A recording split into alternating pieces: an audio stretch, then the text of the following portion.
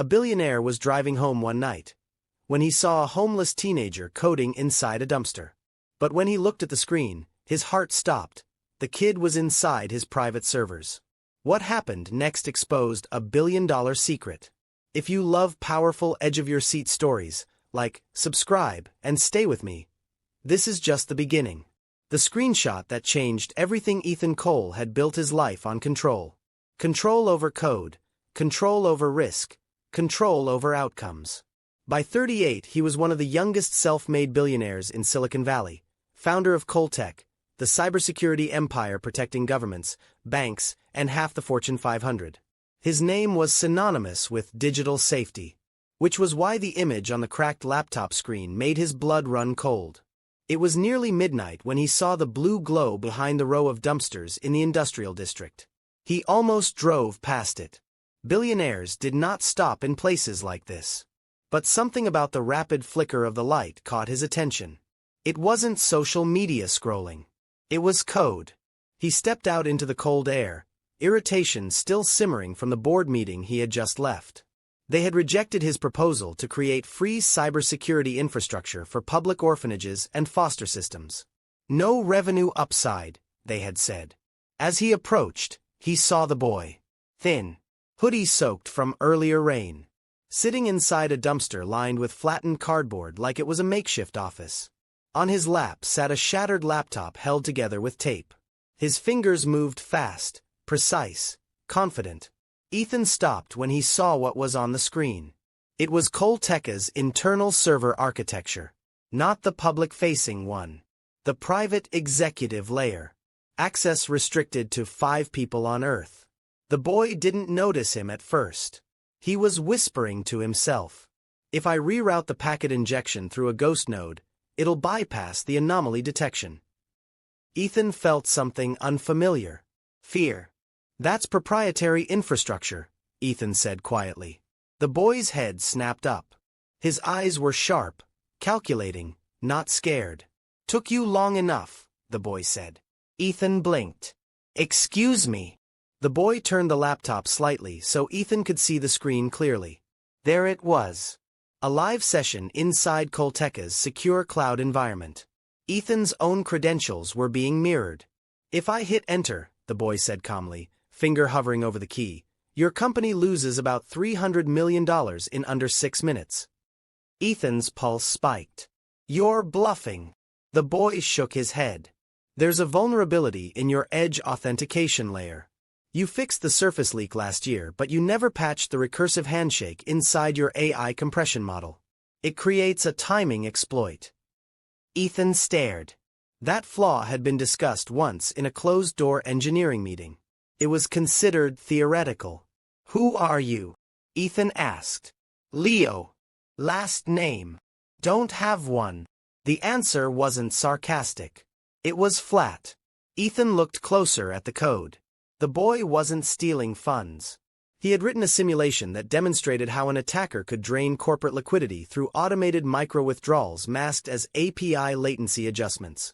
It was brilliant. Terrifying. Why? Ethan asked. Leo's jaw tightened. Because someone else is already inside your system. Silence swallowed the alley. That's impossible, Ethan said. Leo tapped a key and another window opened. A shadow user. Unauthorized. Embedded deep. Ethan felt the world tilt.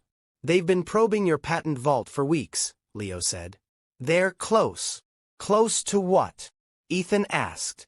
Stealing your next-generation AI security model. The one Ethan had bet the company on. The one that would define the next decade. Why tell me? Ethan asked. Leo shrugged slightly. Because when they exploit it, they won't just hurt you.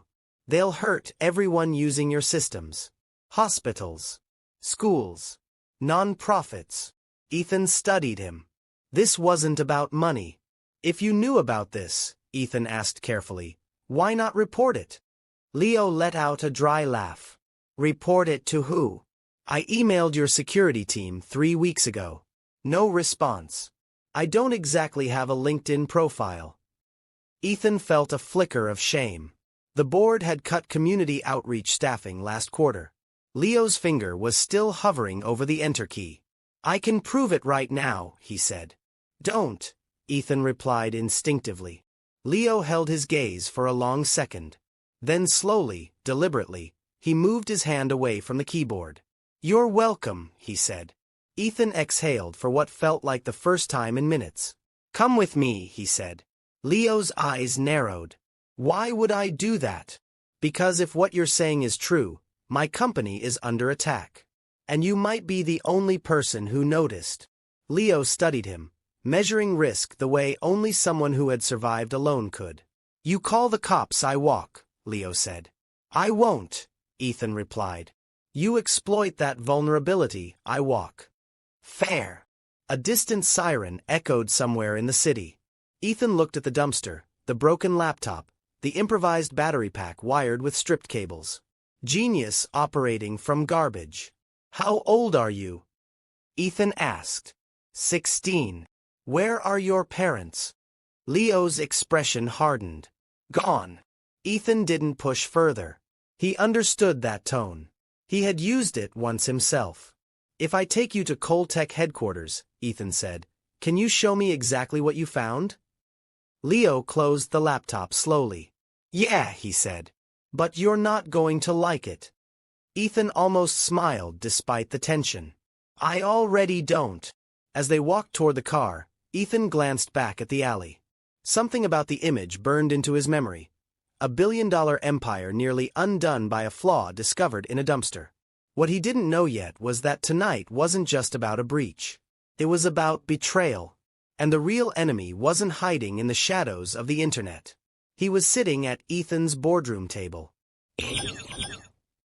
The enemy inside Coltech headquarters towered over Silicon Valley like a monument to certainty.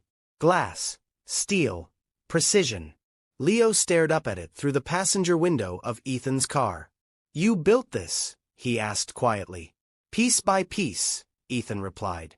They entered through a private underground entrance. Security recognized Ethan instantly, but their eyes lingered on Leo. Wet hoodie, scuffed sneakers, laptop clutched tight. "He's with me," Ethan said firmly. They moved quickly to the executive operations floor. Ethan's mind raced. If Leo was right, the company was already compromised. If he was wrong, Ethan was risking everything on a street kid's theory. Inside the secure lab, Ethan activated the internal network display. "Show me," he said. Leo didn't hesitate. He plugged in his battered laptop. For a moment nothing happened. Then lines of code began flowing across the massive wall screens. Engineers working late in nearby rooms started noticing unusual activity. Leo navigated through layers of architecture with surgical precision. "Here," he said, highlighting a tiny irregularity in system latency logs. "See that pattern? Every 12 hours there's a 3-second echo." Ethan leaned closer. It was subtle, almost invisible. "It's masked as data redundancy," Leo continued, "but it's actually packet mirroring. Someone's copying encrypted segments." Ethan felt a chill crawl up his spine. How long? 32 days. 32 days of silent extraction. Footsteps echoed behind them.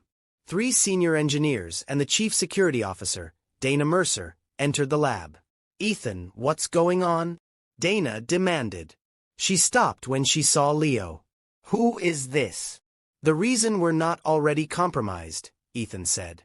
Dana's expression darkened. "You brought an outsider into the secure lab?" Leo ignored her and kept typing. "They're escalating," he said. "They know I triggered a manual review." On screen, the shadow user activated deeper access protocols. "They're going for the patent vault," Ethan muttered. Dana turned pale. "That's impossible. That layer is quantum encrypted." Leo shook his head. "Encryption doesn't matter if the handshake validation is flawed." He typed rapidly, rerouting internal pathways. "I'm isolating the breach node," he said. Suddenly alarms began flashing red across the display wall. "They're launching a countermeasure," Dana shouted. "No," Leo said calmly. "They're testing whether we've noticed." He opened a secondary interface and began writing new code from scratch. Ethan watched, stunned. "What are you doing?" "Building a trap." Leo inserted a hidden data file labeled with a false prototype name. If they access this, it pings their physical routing origin. Dana crossed her arms. "And you're sure they'll take it?" Leo glanced at her. "If they're who I think they are, they can't resist." Seconds felt like minutes. Then the file moved. Accessed. Copied. A digital breadcrumb lit up across the screen. The trace shot through encrypted tunnels, across offshore servers, and finally stabilized on a corporate backbone address. The room fell silent as the name appeared.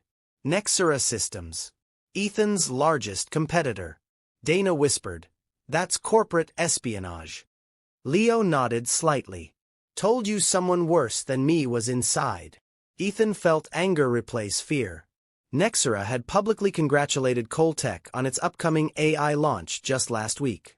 "We can't go public without proof," Dana said. Leo zoomed in further. "Here's your proof." Internal Nexera credentials embedded in the extraction script. Ethan exhaled slowly.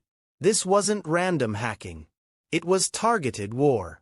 Dana turned to Ethan. "The board needs to know immediately." Ethan's jaw tightened. Several board members had pushed for a quiet partnership with Nexera months ago. "Not yet," he said. Dana stared at him. "Ethan, not yet," he repeated. Leo unplugged his laptop. "You've got about 48 hours before they try again," he said. "This time harder." Ethan looked at him. "Can you stop them?" Leo hesitated. "Yeah," he said. "But it's going to get ugly." Ethan nodded slowly. "Then let's get ugly." Outside the glass walls of the tower, Silicon Valley slept peacefully. Inside, a silent war had just been exposed. And the most dangerous battle wasn't against Nexera. It was against the people inside Coltech who might already be choosing sides. The story had leaked. Coltech's security breach, covered up by CEO, flashed across financial news networks. Ethan stood at the head of the boardroom table as 12 board members stared back at him. Leo sat quietly at the far end, cleaned up but still visibly out of place among tailored suits. "You brought an unidentified minor into our secure systems," one board member snapped. "He identified a corporate espionage attack," Ethan replied evenly. Another board member leaned forward. "Or fabricated one." Leo spoke for the first time. "Check Nexera's offshore traffic logs from last night. You'll find your confirmation." Murmurs filled the room. Ethan could see it happening. Fear. Liability concerns. Share price panic. "Our stock dropped 8% at open," the CFO said. "Investors are nervous." "Investors should be grateful," Ethan shot back. "We caught it before launch." A senior board member folded his hands. "There is also the issue of harboring a hacker." Leo's jaw tightened, but he stayed silent. Ethan felt something shift inside him. "He's not a criminal," Ethan said firmly. "He's the reason this company still has a future." The chairman cleared his throat. "We are initiating a vote of no confidence." The words hung heavy in the air. Remove Ethan as CEO. Distance the company from scandal. Quietly negotiate with Nexera. Leo looked at Ethan, surprised. Ethan met his gaze steadily. He had known this was possible the moment he chose trust in that alley. The chairman continued, effective immediately. "Wait," Leo interrupted. All eyes turned. "You remove him," Leo said calmly, "and Nexera wins." The chairman scoffed. "And you're qualified to assess that?" Leo reached into his bag and pulled out a flash drive. "I embedded a failsafe in the system last night. If Ethan's executive credentials are revoked, the AI patent vault autolocks for 72 hours. Gasps erupted around the table.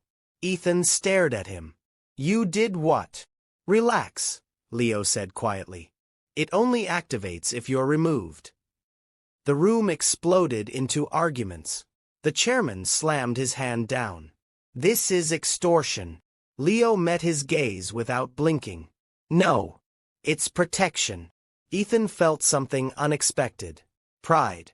Not because Leo outmaneuvered the board, but because he cared enough to try. Silence slowly returned. The chairman exhaled sharply. We will postpone the vote pending legal review. The meeting adjourned. As board members filed out, Ethan turned to Leo. That was reckless, he said softly. Leo shrugged. So I stopped at that dumpster. Ethan couldn't help it. He laughed quietly. For the first time in years, the fight ahead didn't feel like it was about profits or market dominance. It felt personal.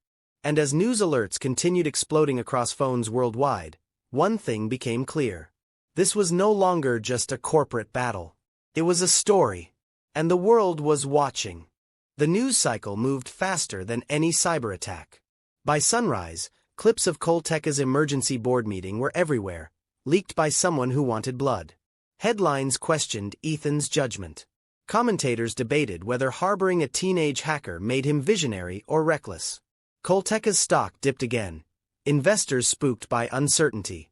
Inside headquarters, tension spread like static before a storm. Employees whispered in hallways. Security protocols doubled. Every executive wanted reassurance. Ethan stood in his glass office overlooking the city he once dreamed of conquering, now unsure if it was slipping from his grip.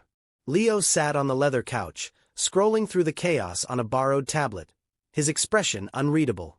He had never seen this level of attention before. For someone who had lived unnoticed for years, it was overwhelming. You can still walk away, Ethan said quietly. Say the word and I'll make sure you're safe somewhere else. Leo shook his head. If I walk, Nexera wins.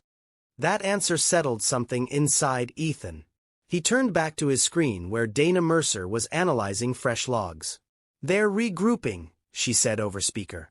Traffic patterns suggest a larger attempt coming. Ethan nodded. Then we finish this. The board demanded a private session. Accusations flew. Legal risks were outlined.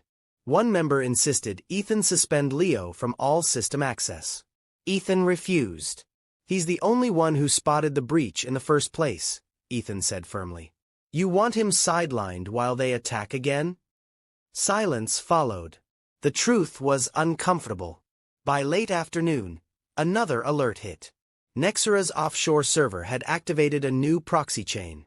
They were preparing something bigger. Leo stepped into the operations lab and requested full display access. Engineers hesitated, but Ethan approved it. Code filled the wall-sized monitors.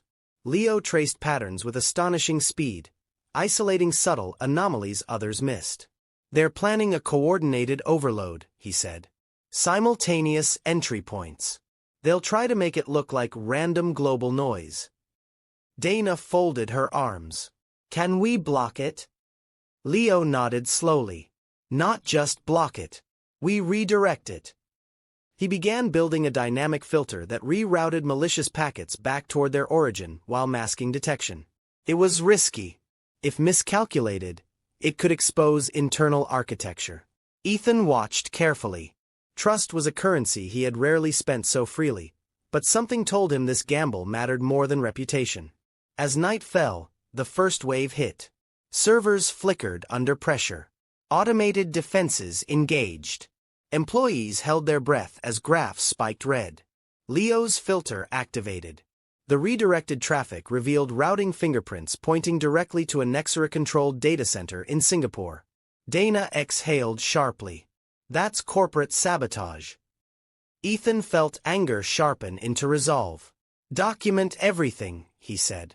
We go public when we're ready. The wave subsided. Coltec held. For now. Leo leaned back in his chair, exhausted but focused. They'll escalate again, he said. Ethan nodded. So will we. In that moment, amid flashing monitors and uncertainty, a billionaire and a boy from a dumpster stood on the same side of a war neither had planned to fight, but both were determined to win. The next morning, Ethan asked Leo a question no one else had dared to. How does someone your age know this much? Leo didn't answer immediately. They were in Ethan's private conference room away from cameras and staff. Sunlight filtered through tall windows, a sharp contrast to the alley where they had met. When you grow up invisible, Leo finally said, you learn to watch everything. He explained how the orphanage database had been wiped during a ransomware attack 3 years earlier. Birth records corrupted. Identity files lost. The system never fully restored his documentation. Without proper records, foster placements stalled. Funding gaps widened. Eventually, the orphanage closed. Leo drifted through temporary shelters before ending up on the streets. I started hacking because I was angry, he admitted. Then I realized most systems are just lazy, not evil. He spent nights teaching himself through open-source courses, old programming books pulled from recycling bins, and unsecured Wi-Fi signals. He tested vulnerabilities not to steal but to understand. Ethan listened carefully. There was no self-pity in Leo's voice, only clarity. You could have done real damage, Ethan said. Leo nodded. I know. Ethan leaned forward. Why didn't you? Leo met his eyes. Because when systems fail, regular people get hurt. Not executives. The words hit harder than any accusation from the board. Ethan thought about the layoffs years ago when he had ignored a minor security flaw to accelerate a launch. The breach that followed cost hundreds of employees their jobs. He had buried that memory beneath success. Now it resurfaced. What do you want? Ethan asked. Leo hesitated. I want to make sure no kid disappears because a database got hacked. That wasn't ambition. It was for a purpose. Ethan stood slowly. Then we fix more than this breach. Meanwhile, Nexera made its move. A press release accused Coltech of fabricating espionage claims to distract from internal instability. News outlets amplified it. Doubt spread. Investors panicked again. The board pressured Ethan to settle quietly. Drop the accusation and pursue partnership, one member suggested. Ethan refused. They attacked us. Prove it in court then, the chairman snapped. That was exactly what Ethan intended. With Dana's compiled evidence and Leo's trace data, they prepared a legal strike. But Nexera wasn't finished. That evening, an anonymous leak surfaced online revealing Leo's status as an undocumented minor without legal identity. Comment sections turned cruel. He doesn't even legally exist. How can we trust him? Leo read the comments silently. For a moment, doubt flickered across his face. Ethan saw it. You exist, Ethan said firmly. Paperwork doesn't define that. Leo gave a faint nod, but the damage lingered. Nexera wasn't just attacking servers now. They were attacking confidence. And they were good at it. Ethan realized the fight ahead wasn't only technological. It was psychological. 2 nights later, the real assault began. It started subtly, with minor latency spikes across Coltech's European nodes. Then Asia-Pacific servers experienced authentication loops. Within minutes, North American systems reported overload warnings. This wasn't random noise. It was coordinated. All regions under pressure, Dana announced in the operations center. Engineers rushed to stations. Phones rang non-stop. Clients demanded answers. Ethan stood at the center of the chaos, calm but alert. Leo's fingers flew across a custom dashboard he had built since arriving. They're combining DDoS with credential replay, he said. Trying to force a cascade failure. If one region collapsed publicly, confidence would crater. Stock prices would plummet. Nexera would swoop in as the stable alternative. Countermeasures? Dana asked. Leo inhaled slowly. We don't defend. We migrate. Ethan looked at him. Migrate what? Everything is critical.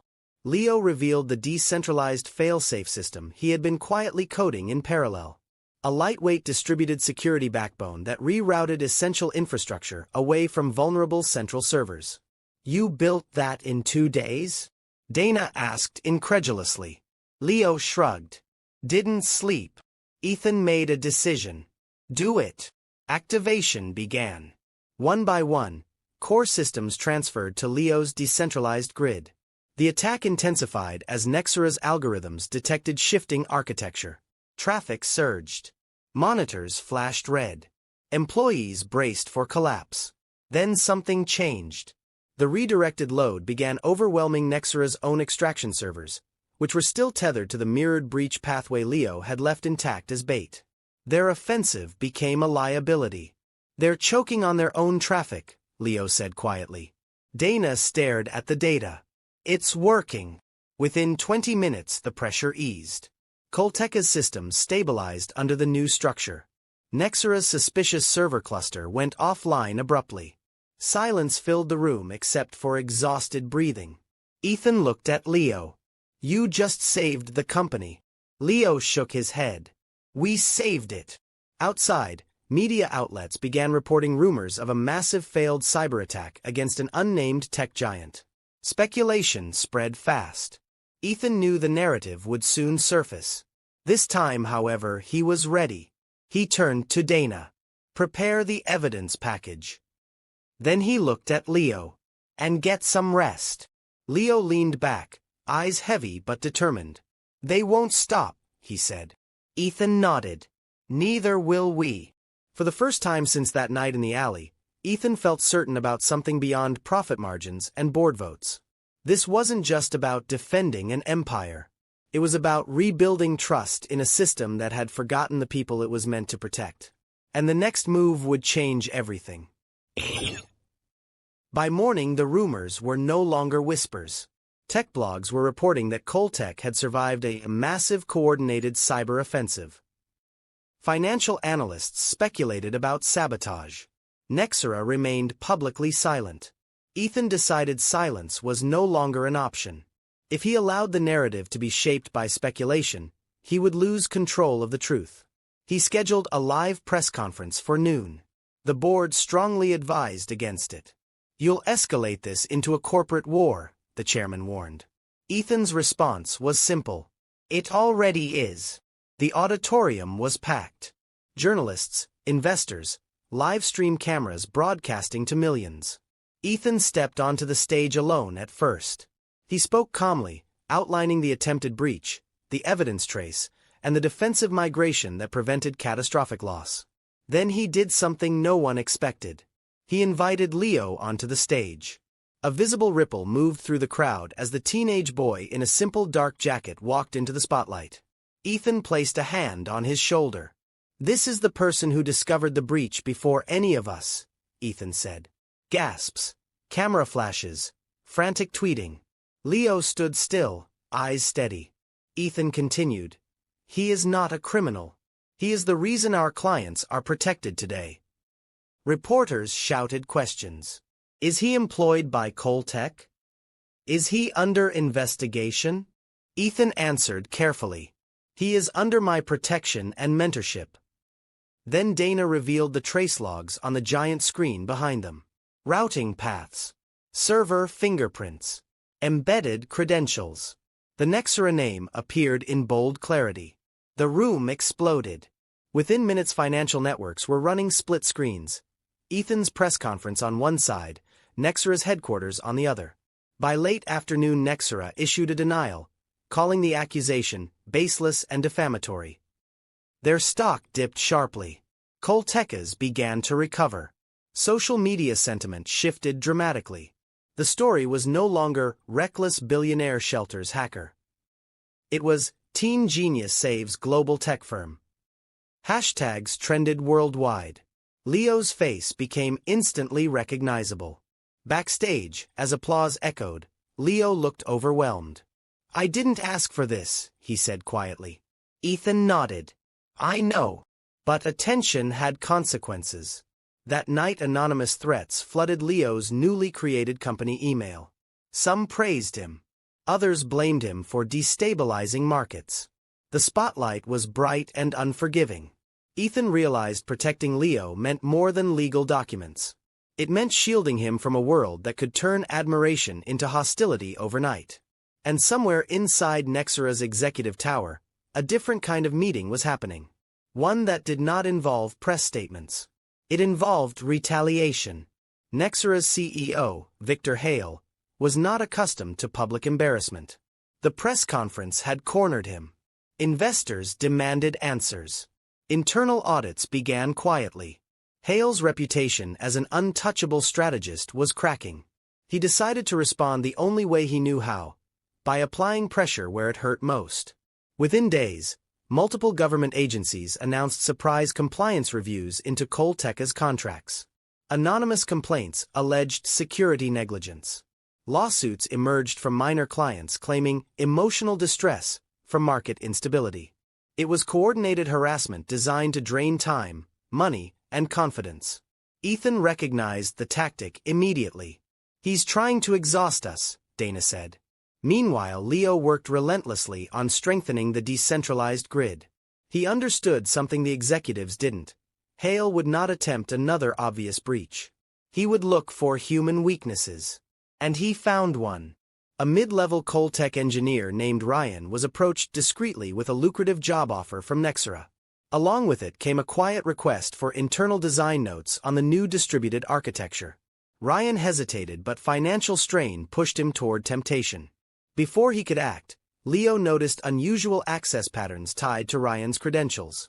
Instead of alerting security immediately, Leo confronted him privately. "They're testing you," Leo said calmly. Ryan's face was drained of color. He admitted everything. Instead of firing him publicly, Ethan chose a different approach. He held a company-wide meeting and addressed the pressure campaign openly. "We are under attack not because we failed," Ethan said, "but because we refused to." Transparency shifted the internal mood. Employees rallied rather than fractured. Ryan declined Nexera's offer and provided documentation of the attempted bribery. Ethan added it to the growing legal case. But Hale was still not done.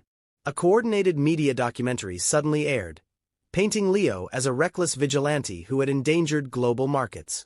Selective editing distorted the timeline. Public opinion wavered again. Leo watched clips in silence. "They're trying to make me the villain," he said. Ethan's voice was steady. "Then we respond with the truth." They released full unedited logs, time-stamped evidence, and independent cybersecurity audits verifying Colteca's account. Influential tech analysts began publicly backing Ethan's stance. The narrative swung once more. Hale's tactics were losing effectiveness. But in private, he prepared one final move that would either crush Coltec permanently or destroy his own empire in the attempt. Ethan filed the lawsuit at dawn. Corporate espionage, cyber sabotage, attempted intellectual property theft. The evidence package was comprehensive, built from Leo's original discovery and reinforced by weeks of documented harassment. Silicon Valley had seen rivalries before, but never something this explosive between two giants of this scale. Nexera's stock plummeted 15% within hours of the filing. Victor Hale appeared on financial television networks denying everything, calling the lawsuit a desperate distraction. Behind closed doors, however, panic spread among Nexera's legal team. Internal emails surfaced that hinted at aggressive intelligence-gathering strategies. Some executives began distancing themselves from Hale. Colteca's board met again, but this time the tone had changed. Ethan was no longer the reckless CEO. He was the leader who had defended the company under siege. The postponed vote of no confidence quietly disappeared from the agenda. Leo watched the coverage from Ethan's office, still struggling to process how his life had transformed in weeks. "Do you think we'll win?" he asked. Ethan looked out at the skyline. "Winning isn't just about the court," he said. "It's about exposing the truth." The court proceedings moved quickly due to the public stakes. Preliminary hearings revealed enough digital forensics to trigger a federal investigation into Nexera's offshore data centers. When authorities raided the Singapore facility Leo had traced, they discovered mirrored fragments of Colteca's proprietary architecture. The evidence was undeniable. Victor Hale resigned within 48 hours. Nexera's board announced internal restructuring. Markets stabilized. For the first time since that night in the alley, the threat felt contained. But victory carried its own weight. Leo stepped outside Coltec headquarters one evening and looked up at the glowing logo atop the tower. Weeks earlier he had been coding in a dumpster just to access Wi-Fi. Now his actions had shifted the balance of power in an entire industry. Ethan joined him. "You changed the game," Ethan said quietly. Leo shook his head. "No," he replied. "We just fixed what was broken." Ethan smiled faintly. That's how change starts. The lawsuit would continue for months, but the message was already clear across Silicon Valley. Coltech would not be intimidated. And the boy who once had no record now had a legacy in the making. The days following Victor Hale's resignation should have felt like victory, but for Leo they felt heavy. Interviews flooded in from global networks. Universities offered scholarships. Tech influencers called him a prodigy. Strangers online built entire fan pages analyzing his code style. For someone who had once gone days without anyone saying his name, the noise was suffocating. Ethan noticed the change immediately. Leo spoke less, slept less, ate only when reminded. The operations floor treated him like a legend, but legends are rarely allowed to be human. One afternoon, a major streaming platform offered Leo a documentary deal worth millions. "You deserve it," Dana told him. "This could secure your future." Leo stared at the contract without touching it. "I didn't do this for fame," he said quietly. Ethan watched from across the table. "Then what did you do it for?" Leo looked up. "So no one else could erase kids like they erased me." That answer redirected everything. Instead of signing the documentary contract, Leo requested something else entirely. He asked for access to Coltech's non-profit outreach budget and internal research labs. He wanted to build a free open-source cybersecurity framework designed specifically for underfunded institutions, orphanages, public schools, shelters, organizations that could never afford enterprise-level protection. The board resisted at first. "We just survived a corporate war," one member argued. "Now is not the time for charity." But public sentiment had shifted dramatically in Ethan's favor. Employees supported Leo's mission. Social media rallied behind the idea. Investors, seeing positive press potential, softened. Ethan cast the deciding vote. The project was approved under a new initiative called Project Anchor. Leo worked obsessively. He collaborated with senior engineers who, despite decades of experience, were stunned by his architectural instincts. Instead of designing heavy centralized defense systems, Leo built lightweight modular shields that could run on minimal hardware. He simplified complex authentication protocols into plug-and-play scripts that small nonprofits could deploy in minutes. He removed ego from the code.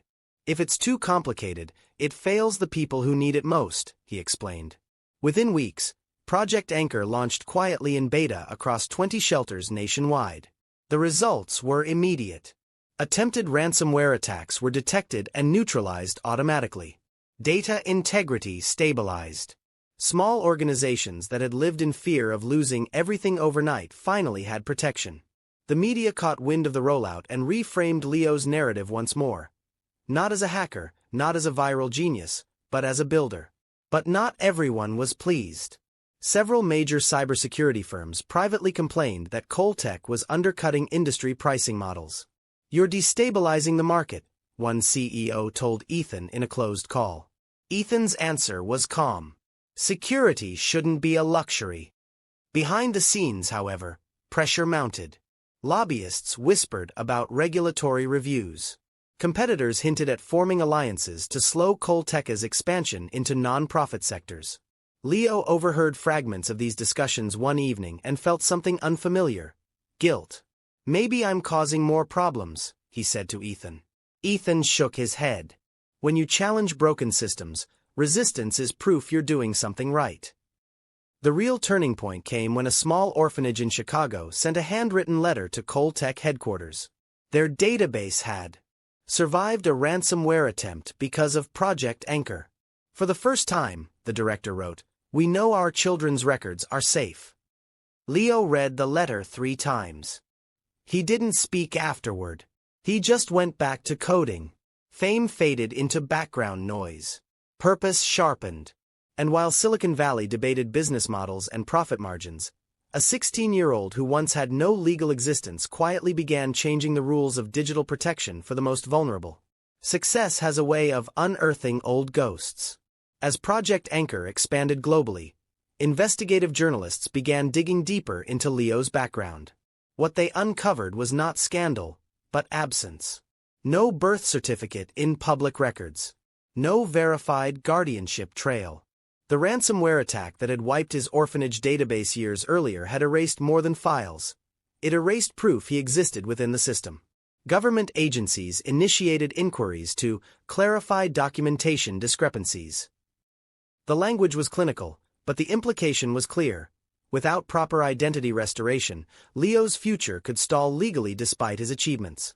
Ethan hired top attorneys specializing in digital identity reconstruction.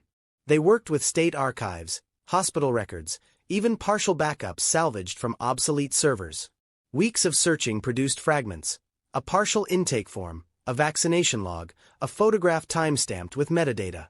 Each small discovery rebuilt a piece of Leo's official existence. But the process was slow and emotionally draining.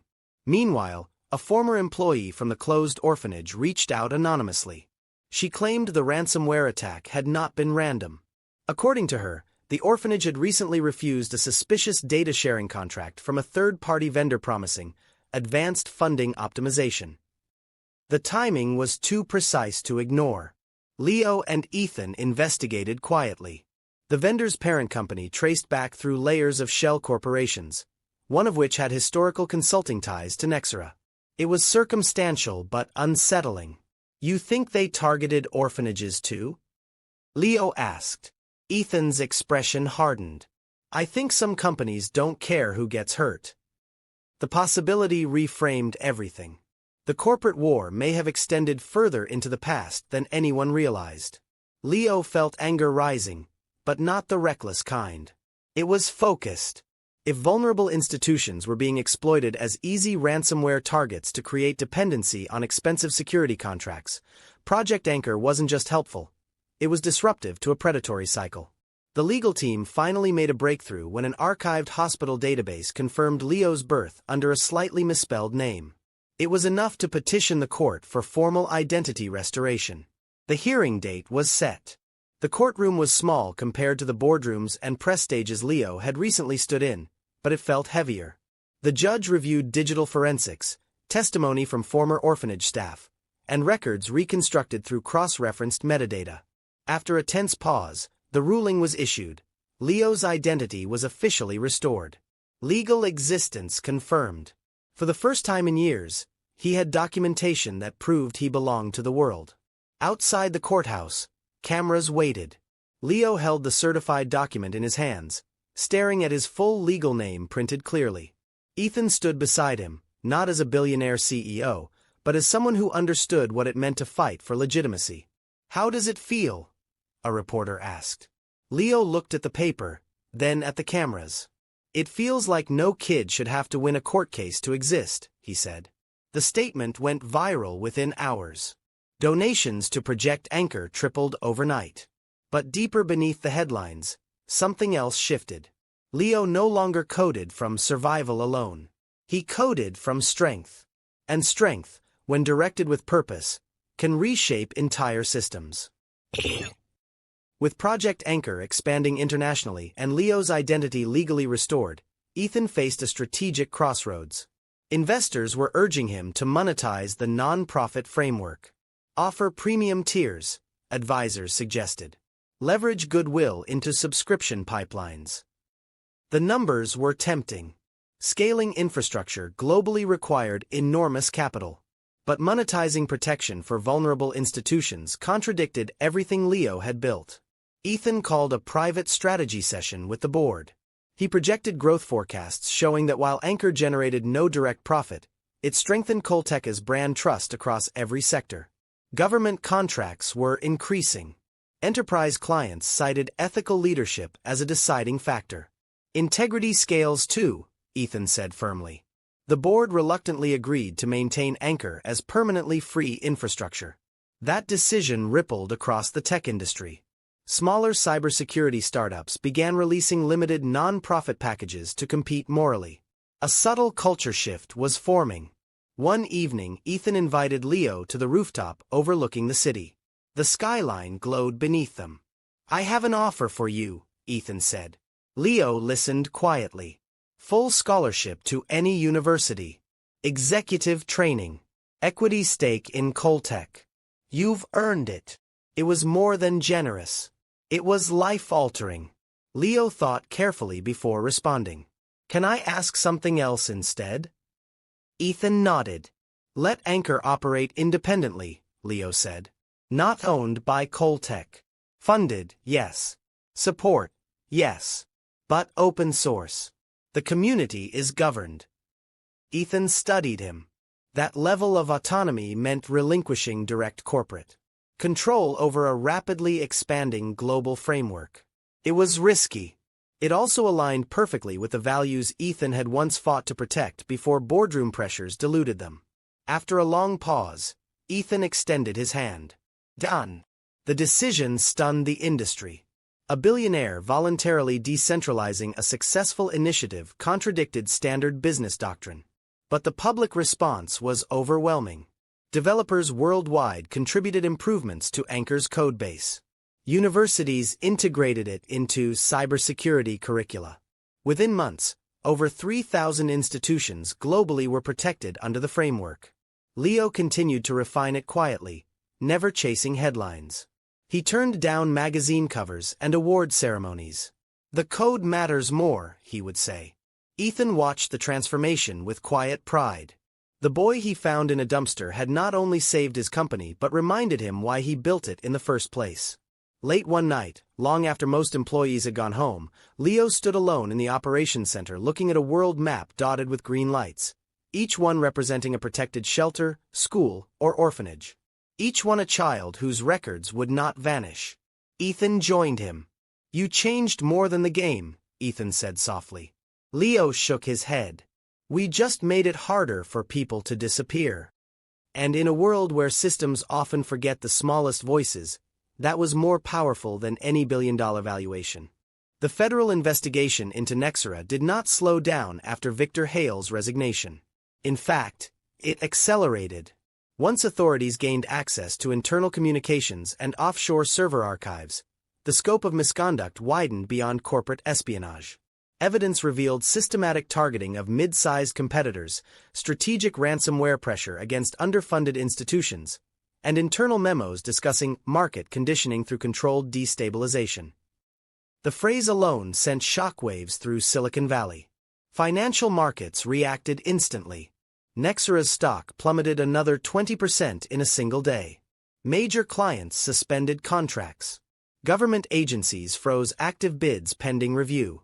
What had once been a titan of cybersecurity now looked like a cautionary tale. Ethan followed every development carefully but avoided public gloating. Let the evidence speak, he told the board. Privately, however, he wrestled with a deeper realization. For years, he and Hale had competed aggressively, sometimes ruthlessly. He had assumed it was just business. Now he saw how easily ambition could erode ethics if left unchecked. The difference between competition and exploitation was thinner than most leaders admitted. Leo watched the coverage from the operations floor. Engineers whispered about how quickly power could shift in the industry. They thought they were untouchable, one said quietly. Leo didn't celebrate Nexera's collapse. He focused instead on the thousands of Anchor installations continuing to expand worldwide. But then a development surfaced that caught his attention. Among the seized Nexera documents was a partially corrupted archive labeled Early Outreach Programs. Investigators released only fragments publicly, but one file name stood out to Leo, an encrypted vendor agreement tied to the same third-party company that had approached his former orphanage years before the ransomware attack. It was not definitive proof of targeting, but it strengthened the pattern. Ethan noticed Leo staring at the screen. You okay? Leo nodded slowly. If they pressured small institutions back then, there are probably more like mine. That realization shifted their focus. Instead of watching Nexera crumble, Leo proposed something proactive. A forensic audit initiative under Anchor that would help vulnerable organizations determine if past breaches had been deliberate leverage tactics. Dana supported the idea immediately. Sunlight is the best disinfectant, she said. The audit program launched quietly. Within weeks, Multiple nonprofits uncovered suspicious contract offers preceding ransomware incidents. Patterns emerged across different states. The implications were staggering. What started as a corporate rivalry was exposing systemic exploitation. News outlets reignited coverage, this time framing the story as a turning point in ethical cybersecurity practices. Ethan was invited to testify before a Congressional Technology Oversight Committee. He spoke calmly about industry accountability, emphasizing that security firms must be held to the same standards they claim to protect. Leo watched the hearing remotely. He felt something complex. Not revenge, not triumph, but closure beginning to form. Nexera's board eventually announced a full restructuring and settlement negotiations with affected institutions. Billions in market value had evaporated. The giant had fallen, not from a single blow, but from accumulated compromises. As night settled over the city, Ethan stood by his office window reflecting on how close he had come to losing everything months earlier. Leo joined him. "Do you ever think about what would have happened if you hadn't stopped that night?" Leo asked. Ethan smiled faintly. "Every day." The collapse of Nexera marked the end of one battle. But for Leo, it marked something else entirely. Proof that even the most powerful systems could be challenged when someone refused to look away. With Nexera weakened and Project Anchor expanding rapidly, not everyone in the tech world was celebrating. Some executives quietly viewed Ethan and Leo as destabilizers. Industry lobbyists argued that free large-scale security frameworks disrupted competitive pricing structures. Anonymous opinion pieces began appearing online questioning whether Anchor's open-source model could create unforeseen vulnerabilities. Doubt spread strategically. Ethan recognized the pattern. "When you change incentives, resistance follows," he told Dana. But this backlash was different from Nexera's aggression. It was subtler, rooted in fear of industry-wide reform.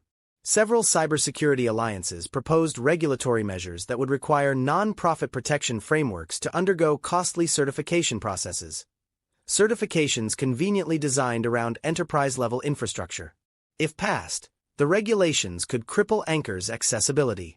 Leo studied the proposed language carefully. "They're not attacking us directly," he observed. "They're trying to price us out." Ethan nodded. "Which means we respond strategically." Instead of fighting regulation publicly, Leo reached out to academic institutions and independent cybersecurity researchers.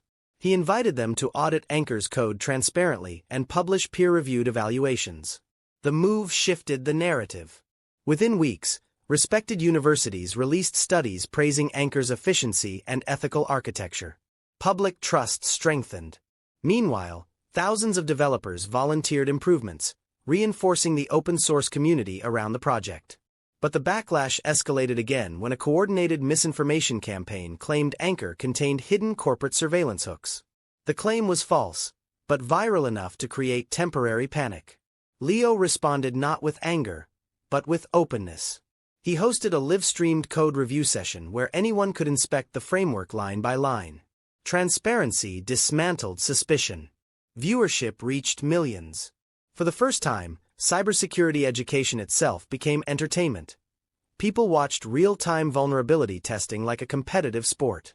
Ethan realized something profound was happening. Anchor wasn't just protecting institutions, it was demystifying security for the public. Knowledge was no longer locked behind corporate secrecy.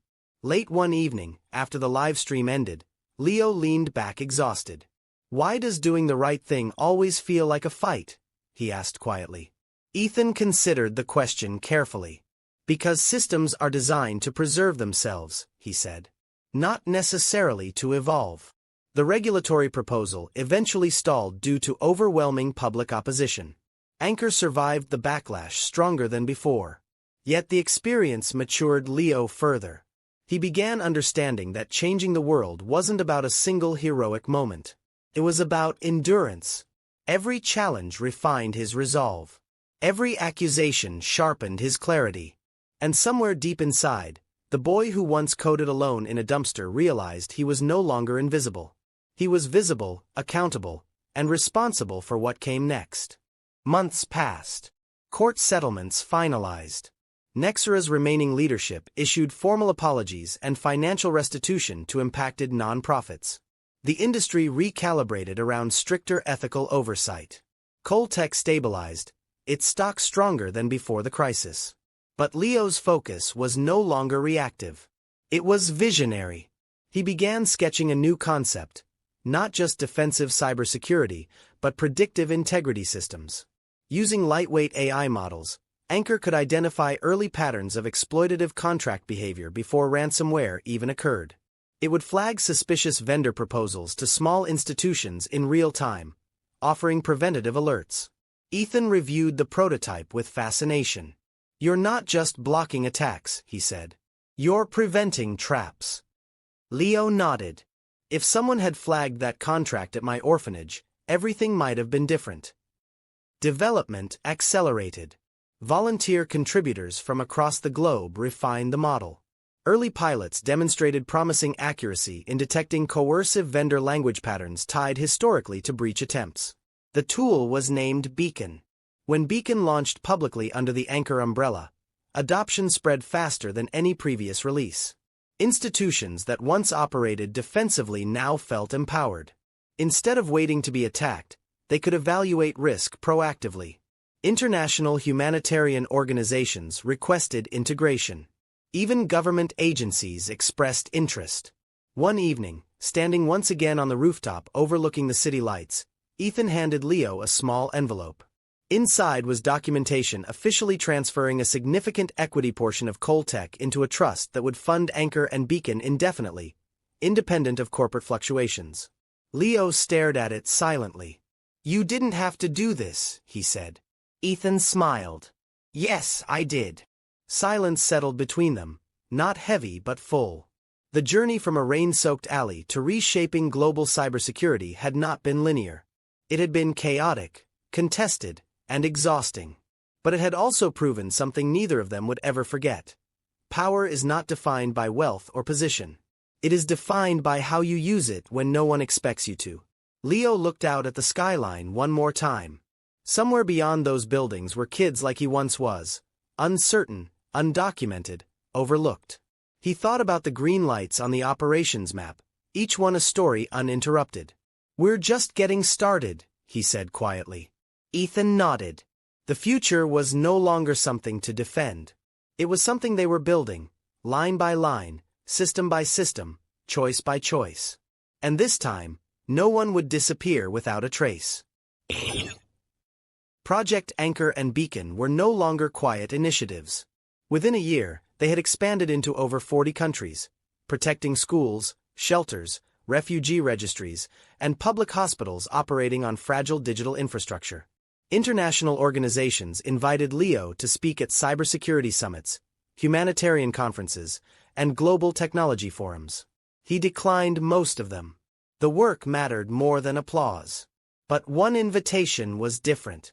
The United Nations announced a global digital protection summit focused on safeguarding vulnerable populations from cyber exploitation. They requested Leo specifically, not as a celebrity, but as an architect of systemic change. Ethan encouraged him to go. "This isn't about fame," he said. "It's about standards." The summit gathered heads of state, tech CEOs, policymakers, and non-profit leaders in one room. When Leo stepped onto the stage, the audience saw not a billionaire executive but a young developer who had once been erased by a corrupted database. He spoke calmly, without theatrics. He explained how digital vulnerability disproportionately affected those without legal representation or financial leverage. He showed data illustrating how ransomware attacks targeted underfunded institutions because they were easier to pressure. Then he introduced Beacon's predictive integrity model and demonstrated how early warning systems could reduce exploitation before damage occurred. The room was silent, not out of confusion, but recognition. For the first time, cybersecurity was being framed not as corporate defense, but as human rights protection.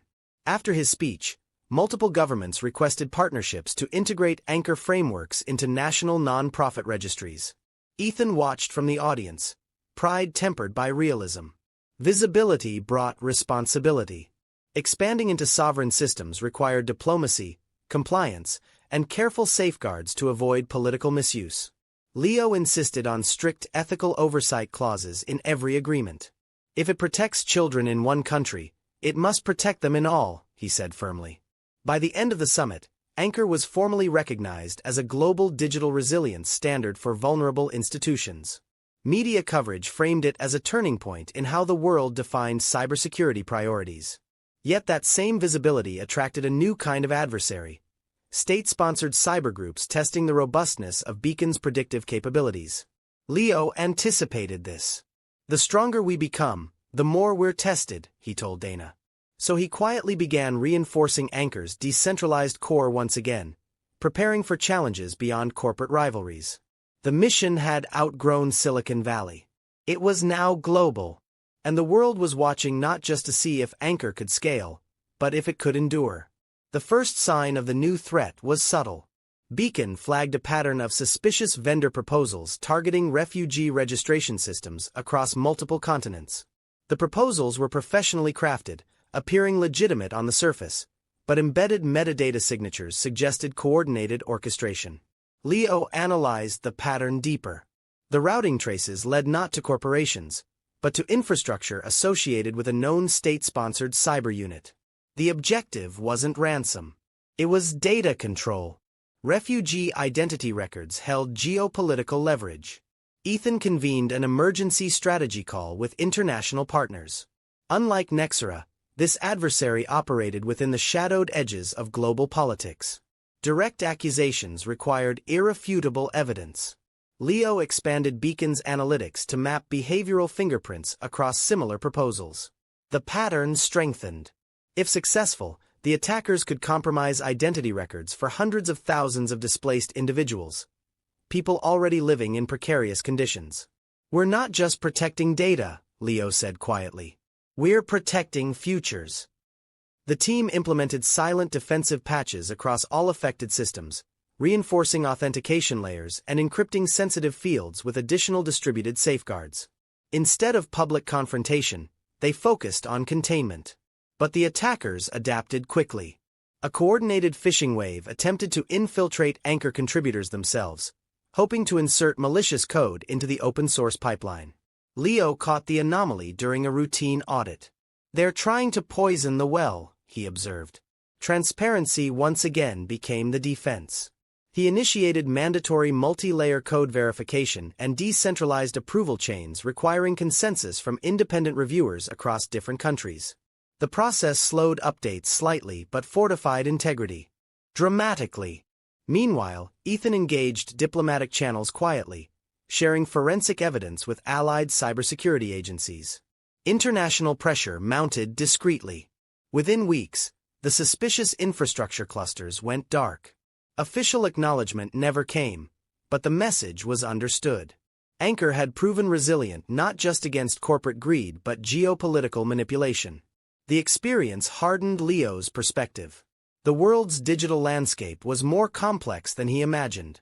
Threats were no longer isolated incidents. They were interconnected systems of influence. Standing in the operations center late one night, watching global traffic stabilize, Leo realized something profound.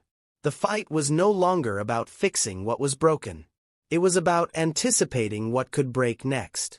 And anticipation required constant evolution. As Anchor's influence expanded, so did offers for acquisition. Major tech conglomerates proposed billion-dollar buyouts to integrate the framework into their enterprise ecosystems. The pitch was always similar: scale faster, monetize responsibly, expand influence through established networks. Investors pressured Ethan to consider partial consolidation. "You could multiply impact with more capital," advisors argued. Leo listened carefully during one high-level meeting where acquisition representatives presented polished projections. When they finished, the room turned to him. "What do you think?" Ethan asked. Leo took a slow breath. "If Anchor becomes owned," he said, "it becomes selective. Ownership would inevitably introduce tiers, priorities, and trade-offs. The very independence that made Anchor trustworthy would erode under profit mandates." Ethan knew he was right. But rejecting acquisition meant turning down extraordinary financial gain and potential corporate alliances. That evening, Ethan and Leo stood again on the rooftop, overlooking the city that had once symbolized power through valuation alone. "Do you ever regret not choosing the easy path?" Ethan asked. Leo shook his head. Easy paths disappear when someone needs help. The next morning, Ethan issued a public statement formally rejecting all acquisition offers and reinforcing Anchor's permanent independent status under the global trust structure. The announcement shocked financial markets. Analysts called it unconventional, even reckless. But the public response was overwhelmingly supportive. Developers, nonprofits, and institutions reaffirmed their commitment to the open framework. Trust deepened. Anchor was no longer a project. It was a principle. With that decision, Leo redefined what power looked like in Silicon Valley. Not dominance, not consolidation, but stewardship. As months passed, the green lights on the global operations map multiplied steadily. Each represented a protected community, a secured database, and a preserved identity. Leo no longer saw himself as the boy from the dumpster or even as the prodigy who exposed a corporate giant. He saw himself as part of a network. Engineers, volunteers, institutions, aligned around a shared responsibility. One night, after reviewing system analytics showing the lowest global ransomware impact rates in a decade among participating nonprofits, Leo allowed himself a rare moment of quiet satisfaction. Ethan joined him, holding 2 cups of coffee. "You realize," Ethan said softly, "you changed how this industry measures success." Leo looked at the glowing map. "No," he replied. "We just decided what was worth protecting." And in that decision, power shifted permanently. Not toward one company or one leader, but toward a future where security belonged to everyone, especially those who once had nothing. The first sign something was wrong wasn't an alarm. It was silent. Anchor's global dashboard, the map that had glowed steady green for years, flickered. 1 node, then 3, then 12. Leo was alone in the operations center when the anomaly appeared. No incoming traffic spike. No brute force signature. No malware trace. Just disappearing verification signals, like someone quietly cutting power to entire regions. He zoomed in. The compromised nodes weren't random. They were all tied to institutions that had recently declined a certain private security vendor's enhanced compliance upgrade. His chest tightened. "Not again," he muttered. He pulled deeper logs. The breach wasn't attacking through vulnerability.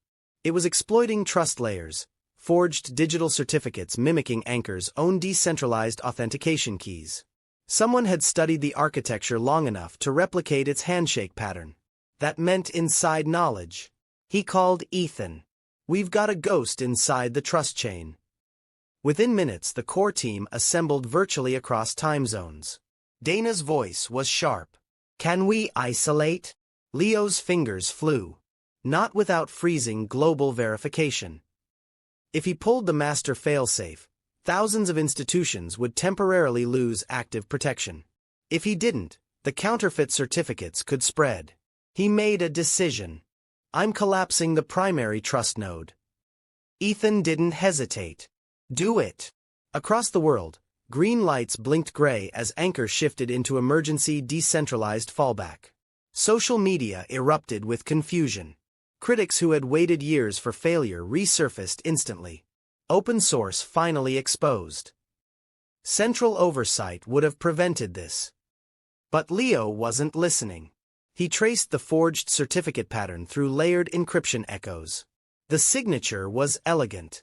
Familiar. Too familiar. His stomach dropped.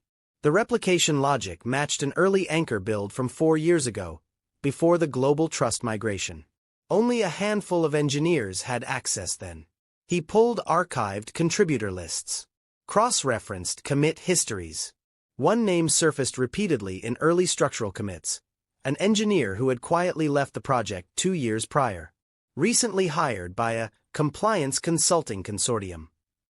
The same consortium that had tried to push regulatory control months earlier. It wasn't an attack for money. It was an attack for control. If Anchor's trust failed publicly, governments would demand centralized authority. Leo rerouted forensic packets through dormant audit chains he had built but never used. Within 20 minutes he located the live counterfeit certificate generator, running through layered proxies in 3 countries. He didn't shut it down. He rewrote the handshake logic midstream. The forged certificates began authenticating into a sandboxed mirror network instead of live systems. The attacker didn't notice immediately. By the time they did, their entire exploit chain was mapped and logged.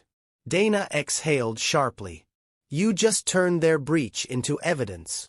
Leo's voice was steady. And now we make it permanent. Instead of restoring the old trust node, he activated the final evolution he had been designing quietly for months. A rotating quantum-signed authentication lattice that regenerated verification keys every 60 seconds globally. No static structure. No fixed chain to replicate. Anchor rebooted worldwide. Green lights returned one by one. Social media shifted again, confusion turning into astonishment as institutions reported uninterrupted data integrity despite the attempted compromise. Ethan looked at Leo across the room. You knew this day would come. Leo nodded once. Systems that matter always get tested. News outlets later reported the breach attempt as the most sophisticated infrastructure manipulation effort in non-profit cybersecurity history. The consulting consortium dissolved within weeks under investigation. But Leo barely watched the coverage. He stood staring at the stabilized map, understanding something deeply.